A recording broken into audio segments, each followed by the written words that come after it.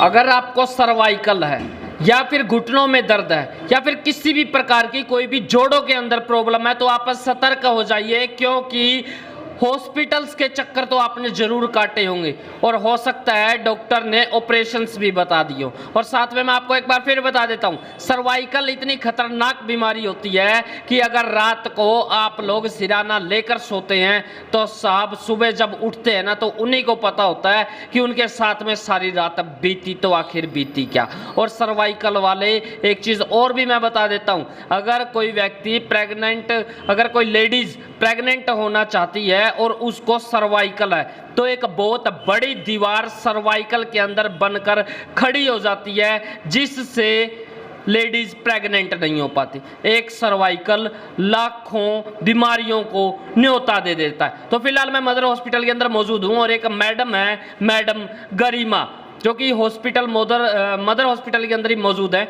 उनसे बातचीत कर लेंगे। और यहाँ पर आप देख सकते हैं जोड़ों का दर्द, बवासीर, लकोरिया, माइग्रेन, पेट के दर्द, दमा, अस्थमा, नज़ला, गुप्त रोग, चर्म रोग और कब्ज के रोगी, और उसके साथ में इस साइड भी आप देख सकते हैं। अगर आपको किसी भी प्रकार की कोई भी समस्या है तो आप एक बार मदर हॉस्पिटल पर जरूर पहुंचे। और अब बात कर लेते हैं फिजियोथेरेपिस्ट मैडम से कि सर्वाइकल के अंदर होता क्या है, ये होता क्यों है, इसका इलाज क्या है, और जो घुटनों के अंदर और जोड़ों का जो दर्द होता है तो उससे निपटाया किस प्रकार जाए। तो फिलहाल मैडम हमारे साथ में मौजूद है। मैडम नमस्कार। Hello everyone, first of all I am doctor Garima, physiotherapist from Mother Hospital. जी माता जी भी इलाज करवाने के लिए आए हैं? हाँ जी। माता जी कहाँ से आए हो? 14 सेक्टर से। सेक्टर 14 से। पहले भी कभी आए हो यहाँ? नहीं, पहली दफ़ा आई। आज क्या करवाया आपने? गोडों का इलाज कराया। कुछ आराम पड़ा? हाँ, आराम लगा। क्या था, पेन था? हाँ, पेन। वजह? वजह तो क्या पता। वजह नहीं पता। हाँ, वजह तो क्या पता। कितने वक्त से पेन था? मेरे को 2-3 महीने से है। तो आज जो आपने करवाया है, जो फिजियोथेरेपी की आपने ली है, क्या उससे ठीक हुआ कुछ? हाँ, आराम है मेरे को। आराम। मैडम सर्वाइकल के बारे में मैं पूछता हूँ आपसे कि जो सर्वाइकल होता है उसके अंदर पेन कितना होता है और प्रॉब्लम किस किस प्रकार की आती है और वो ठीक किस प्रकार हो सकती है? सबसे पहले तो मैं ये बताना चाहूँगी कि फिजियोथेरेपी क्या है। फिजियोथेरेपी में क्या होता है कि इसको हम देखें तो इसको भौतिक चिकित्सा भी बोलते हैं। पहले के लोग मानते थे कि ये फिजियोथेरेपी सिर्फ स्पोर्ट्स पर्सन के लिए है, लेकिन ऐसा नहीं है। इसका उपयोग कोई भी व्यक्ति कर सकता है। किसी को भी घुटने में दर्द है, सर्वाइकल में दर्द है, कमर दर्द है, कहीं भी दिक्कत है, बॉडी में कहीं भी पेन है, इसमें क्या होता है फिजियोथेरेपी में पेशेंट की कंडीशन को समझा जाता है, उसको असेस करते हैं, फिर बिना दवाइयों के उसका ट्रीटमेंट किया जाता है। जैसा कि आपने पूछा सर्वाइकल क्या है। सर्वाइकल, सबसे पहले तो हम ये जानेंगे सर्वाइकल होता क्या है। सर्वाइकल में क्या होता है, गर्दन में दर्द हो जाता है। इसमें क्या होता है, जैसे कि कोई भी पेशेंट है, सारा दिन जिनका काम डेस्क वर्क का है, जो कंप्यूटर के आगे काम करते हैं, जो सारा दिन फ़ोन चलाते हैं, वो अपनी गर्दन को आगे की तरफ झुका के रखते हैं। तो इसमें क्या होता है, उनकी पीछे की जो मसल्स होती हैं वो टाइट हो जाती हैं और वीक हो जाती हैं, जिसके कारण उनको दर्द होता है और वो पेशेंट की जो नेक होती है वो फॉरवर्डेड पोस्चर में हो जाती है। यानी कि ये उनको भी ज़्यादा रह सकता है जो दिन रात टेलर का काम करते हैं, जो गर्दन जो है वो नीचे झुका कर रखते हैं, कपड़ा सिलते हैं, बुनते हैं, या फिर जो कंप्यूटर का काम करते हैं, उनके लिए बहुत ज़्यादा मेजर डेंजर रहने वाला है। हाँ, और इसमें क्या क्या दिक्कतें आती हैं। सबसे ज़्यादा गर्दन में दर्द होता है, शुरू में सिर में भी दर्द होना शुरू हो जाता है, धीरे धीरे जैसे ही कंडीशन और क्रिटिकल होती है कंधों में भी दर्द आता है, फिर हाथों तक भी पहुंच जाता है। तो मैडम इसका कोई इलाज, पुख्ता इलाज? इसका इलाज यही है कि हम तो यहाँ पे बिना दवाइयों के फिजियोथेरेपी से ही पेशेंट का ट्रीटमेंट करते हैं। सबसे फर्स्ट कंडीशन पेशेंट को क्या समझाया जाता है कि वो अपना पोस्चर सीधा रखे। क्यों? क्योंकि वो सारा दिन अपनी गर्दन को झुका के रखता है, जिसके कारण उसका दर्द इतना बढ़ जाता है कि वो टॉलरेट नहीं कर सकता। सबसे मेन चीज़ पेशेंट को अपनी गर्दन सीधी रखनी है, और वेरियस मोडालिटीज़ हैं और एक्सरसाइज के थ्रू हम यहाँ पे पेशेंट को सर्वाइकल से ट्रीट करते हैं। तो फिलहाल कितने पेशेंट जो है वो दिन के अंदर आ जाते हैं और कितने पेशेंट जो है वो सेटिस्फाई होते हैं आपकी इस फिजियोथेरेपी की टेक्निक से? यहाँ पे दिन में 20 से 25 पेशेंट्स लगभग आते हैं। वो मेरे हिसाब से मेरे अकॉर्डिंग सेटिस्फाइड होते हैं। सेटिस्फाइड जी। माता जी आप कितना संतुष्ट हो?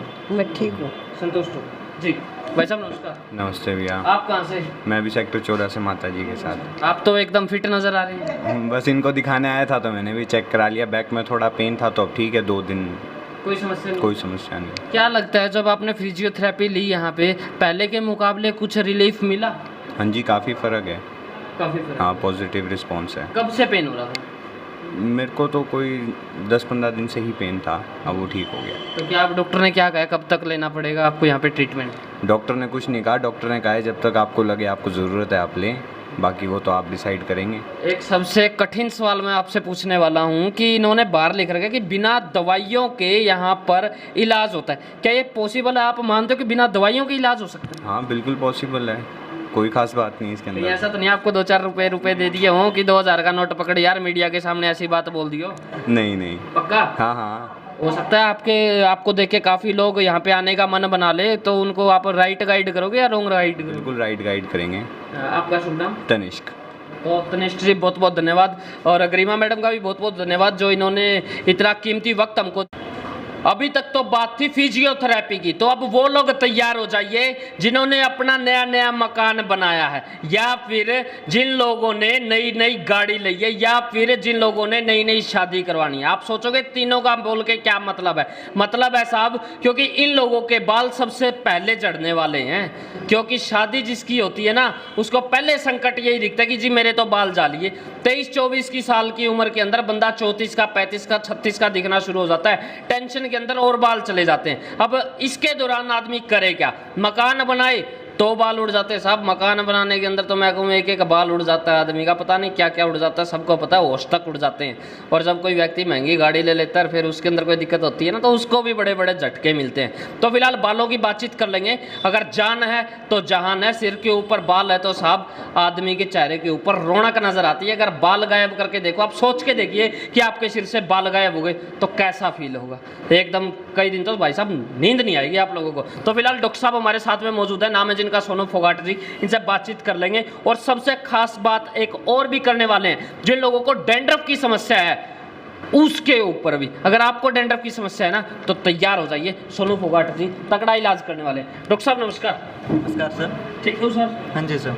मेरी तो तबीयत आज हो गई थी दिन में थोड़ी सी खराब। क्या हो गया सर? बस हालात देख के मेरे को भी लगता है कि थोड़े थोड़े बाल उड़ने शुरू हो चुके हैं। हाँ जी, कोई बात नहीं सर, इलाज करवा लीजिए, हो जाएंगे ठीक। अच्छा, सच में एक बात बताओ, ऐसा पॉसिबल है क्या जिस व्यक्ति के बाल चले जाएं, उसने बेचारे ने अपनी शादी करवानी है, लोग विग लगा के काम चला रहे हैं, आप कहते हो कि जो बाल चले गए वो दोबारा भी आ सकते हैं? Is it possible sir? देखिए सर, हेयर रूट्स अगर हेयर फॉलिकल्स बिल्कुल श्रिंक नहीं हुए हैं ना तो बाल ग्रो कर जाएंगे। मेन स्पेशली यही रहता है कि हेयर फॉलिकल्स श्रिंक ना हो, मतलब बालों की जो जड़ें हैं वो सिकुड़े ना। अगर वो सिकुड़नी स्टार्ट हो जाते हैं, उनका टाइम से अगर ट्रीटमेंट करवा लेते हैं लोग तो उनका परमानेंट समाधान हो जाता है। अगर जितना पेशेंट लेट करेगा उतना उसका समाधान लेट मिलेगा और उतने उसके चांसेस कम हो जाएंगे। वो तो ठीक है सर, मैं आपकी बात मान गया, लेकिन जब सिर के ऊपर तेल लगाते हैं ना तो साइडों में से यूँ हो जाता है कि घटा आनी बंद हो चुकी है, जो जड़ है ना वो दिखनी बंद हो चुकी है, बिल्कुल सफाचट हो जाता है, एकदम क्लीन। समझ पा रहे होगे, जब तेल लगाते हैं ना तो आदमी को ये लगता है कि दूसरा सूरज माथे के अंदर दिख रहा है। वो व्यक्ति भी उम्मीद कर सकते हैं क्या कि भाई उनके बाल आ जाएंगे? बिल्कुल सर, जिनके इनिशियल टाइम में बाल गए हैं उनके बाल बिल्कुल गारंटी के साथ आ जाएंगे, उन्हें कोई प्रॉब्लम नहीं फेस करने को मिलेगी। पापड़ी, डैंड्रफ जिसको बोल देते हैं, सिर के अंदर पापड़ी हो जाती है, जब यूं यूं करते हैं ना तो बहुत सारी सफ़ेद सफ़ेद कण नीचे आके गिरते हैं पापड़ी के रूप के अंदर। वो होती क्यों है और वो ठीक कैसे की जाए? सर, जिसको आप पपड़ी बोल रहे हो वो पपड़ी नहीं, उसे डैंड्रफ बोलते हैं मेडिकल टर्म में। डैंड्रफ का अलग 2 बीमारियां हैं। एक तो आती है सीबोरिस डर्मेटाइटिस, ठीक है, एक है स्कैल्प सोराइसिस। दोनों की आप इमेज देख सकते हो, दोनों के अंदर अलग अलग कारण होते हैं। ये दोनों अलग अलग कारणों की वजह से देखने को मिलते हैं। सबसे पहले हम बात करेंगे स्कैल्प सोराइसिस के बारे में। स्कैल्प सोराइसिस के अंदर जो पपड़ी बनती है वो येलो कलर की होती है, जिसमें हमारी खुद की जो स्किन होती है उसकी जो लाइफ साइकिल है वो शॉर्ट हो जाने की वजह से बार बार वो पपड़ी बननी स्टार्ट हो जाती है। वो येलो कलर की पपड़ी होती है, बनती है चली जाती है, बनती है चली जाती है, क्योंकि हमारी जो सेल हमारी जो स्किन होती है उसकी जो लाइफ स्पैन होता है वो 13 डेज़ का होता है। लेकिन सोराइसिस की कंडीशन के अंदर वो लाइफ स्पैन स्किन का कम हो जाता है, जिसकी वजह से बार बार स्किन की लेयर बनती रहती है चली जाती है, बनती रहती है चली जाती है। तो इसकी वजह से ये प्रॉब्लम फेस करने को मिलती है। अगर दूसरे कारण के बारे में बात करें तो सीबोरिस डर्मेटाइटिस, जिसकी आप ऊपर इमेज देख रहे हैं, सीबोरिस डर्मेटाइटिस के अंदर भी काफ़ी लोगों को उसके अंदर तो येलो कलर की पपड़ी बनती है, लेकिन सीबोरिस डर्मेटाइटिस के अंदर वाइट कलर की पपड़ी बनती है। वो पपड़ी एक तरह से जिसे हम डैंड्रफ बोलते हैं, ठीक है, वो अलग कंडीशन है। दोनों के अलग अलग वे ऑफ ट्रीटमेंट रहते हैं, दोनों के अलग अलग पॉजिटिव फैक्टर होते हैं। दोनों को आपने अच्छे से एक्सप्लेन कर दिया, लेकिन डॉक्टर साहब एक सबसे खास बात मैं पूछनी चाहूँगा, और वो सवाल जो है वो कड़वा है, अगर आप बुरा ना माने तो। शहर के अंदर हज़ारों हॉस्पिटल हैं, अब तो हिसार सिटी जो है वो हॉस्पिटल का हब बन चुका है, दूर दूर से लोग यहाँ पर हिसार में इलाज करवाने के लिए आते हैं। इतने सारे हॉस्पिटल हैं और जहाँ पे एक से एक डॉक्टर बैठे हैं इलाज करवाने के लिए, लेकिन उसके बावजूद में ही मदर हॉस्पिटल के अंदर ऐसा खास क्या है कि वो नागौरी गेट में आके मदर हॉस्पिटल में आके आपसे बातचीत करे, वजह क्या है?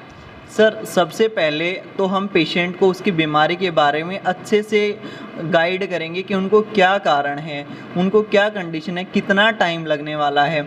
जैसे सीबोरिस डर्मेटाइटिस के बारे में बात करें तो उसका क्या कारण है जिसकी वजह से वो पेशेंट को बीमारी हुई है। स्कैल्प सोराइसिस है, क्या कारण है, तो पेशेंट खुद उसको मेंटली भी प्रिपेयर कर सकता है कि ये पॉजिटिव फैक्टर हैं। जब तक हम उस ऑब्स्टेकल को नहीं हटाएंगे तब तक रिकवरी के कम चांसेस हैं। अगर हम पेशेंट को गाइड कर देंगे, सर आपकी लाइफ के अंदर ये कारण बन रहे हैं जिसकी वजह से आपको एक बीमारी हो रही है, तो आप पहले उन कारणों को हटाइए, ऊपर से हम मेडिसिन स्टार्ट करेंगे ताकि उसकी अच्छे से रिकवरी हो पाए। हम हर एक पेशेंट को सबसे पहले ट्राइकोस्कोपी, आप देख रहे हैं फोटो के अंदर, इस ट्राइकोस्कोपी मशीन से बालों का एग्जामिनेशन करते हैं कि उसकी ये स्कैल्प में कितना डैंड्रफ है, कितनी पपड़ी है, वो क्या साइकिल चल रही है पेशेंट की, और कितने दिन कहने का मतलब ये आप 100% उसको सेटिस्फाई करते हो। लेकिन एक छोटी सी बात और सर, आजकल का खाना पीना है ना वो यूरिया से हो चुका है। खेतों के अंदर देखते हैं हम लोग, इतना डीएपी डल रहा है, इतनी खाद डल रही है, इतना यूरिया डल रहा है, सब कुछ एक जहर के माफी की हो चुका है जो आज हम लोग खा भी रहे हैं और उसी के ऊपर ही निर्धारित है। लेकिन इसके दौरान क्या डाइट का भी कोई चार्ट होता है क्या कि भाई ये आपने नहीं खाना, ये आपने खाना है? भाई मार्केट के अंदर जाएं हम लोग तो हॉट डॉग नहीं खाना या फिर आपने ये चीज़ खानी, कुछ ऐसा इशू भी रहता है क्या इसके? देखिए, जिनको बालों की अलग अलग कंडीशन है उनके हिसाब से पेशेंट को अलग अलग डाइट चार्ट दिया जाएगा। जैसे जिनको डैंड्रफ की दिक्कत है उनके लिए डैंड्रफ का अलग डाइट चार्ट है, उनको होम ट्रीटमेंट क्या करना है डाइट उसके अंदर वो क्लियरली मेंशन रहता है। इसके अलावा पेशेंट को क्या चीज़ें खानी है, ग्रीन वेजिटेबल है, कौन सी वेजिटेबल खानी है, क्या उनका डाइट चार्ट रहेगा, सारी चीज़ें पेशेंट को डिटेल से बताई जाती हैं। हर फॉलोअप्स के अंदर पेशेंट की जो पहले वाली पिक हैं और जो सेकंड टाइम आ रहे हैं पेशेंट, दोनों के अंदर कंपैरिजन करके बताया जाता है कि उनकी क्या कंडीशन है, कैसे इम्प्रूवमेंट रहने वाला है, क्या उनका आगे का ट्रीटमेंट रहने वाला है, वो चीज़ें पेशेंट को क्लियरली मेंशन रहती हैं। बहुत बहुत धन्यवाद डॉक्टर साहब। बाकी आपका क्या मानना है एक बार कमेंट सेक्शन के अंदर जवाब जरूर दीजिएगा। काफ़ी लोग यहाँ पर आ रहे हैं, चाहे वो फिजियोथेरेपी करवाने के लिए आ रहे हों या फिर सिर दर्द को लेकर या फिर जोड़ दर्द के लेकर या फिर सर्वाइकल पेन को लेकर, या फिर अगर हम लोग बात करते हो भविष्य में हमारे जो बाल हैं अभी तो हो सकता है हों आगे उड़ भी जाएं, और जिसके उड़ चुके हैं उनको वापसी कैसे लाएं? क्या लगता है आपको? कमेंट सेक्शन के अंदर जवाब ज़रूर दें। आप डॉक्टर साहब की बातों से कितना सेटिस्फाई हैं और क्या ऐसा पॉसिबल है कि किसी के बाल चले गए वो वापसी आ सकते हैं? यहाँ पर डॉक्टर साहब तो बड़े बड़े इलाज कर रहे हैं, लोग आ भी रहे हैं, सेटिस्फाई भी हो रहे हैं। बाकी आपका क्या मानना है एक बार कमेंट सेक्शन के अंदर जवाब जरूर दें। देखते रहे HR20 न्यूज़ इंडिया, आपकी आवाज़। और हाँ, एक बार मैं फिर बता देता हूँ, नागौरी गेट के बिल्कुल नज़दीक है मदर हॉस्पिटल, यानी कि माँ का अस्पताल, जहाँ पर आप अपना इलाज करवा सकते हैं। देखते रहे HR20 न्यूज़ इंडिया, आपकी आवाज़। धन्यवाद। जय हिंद।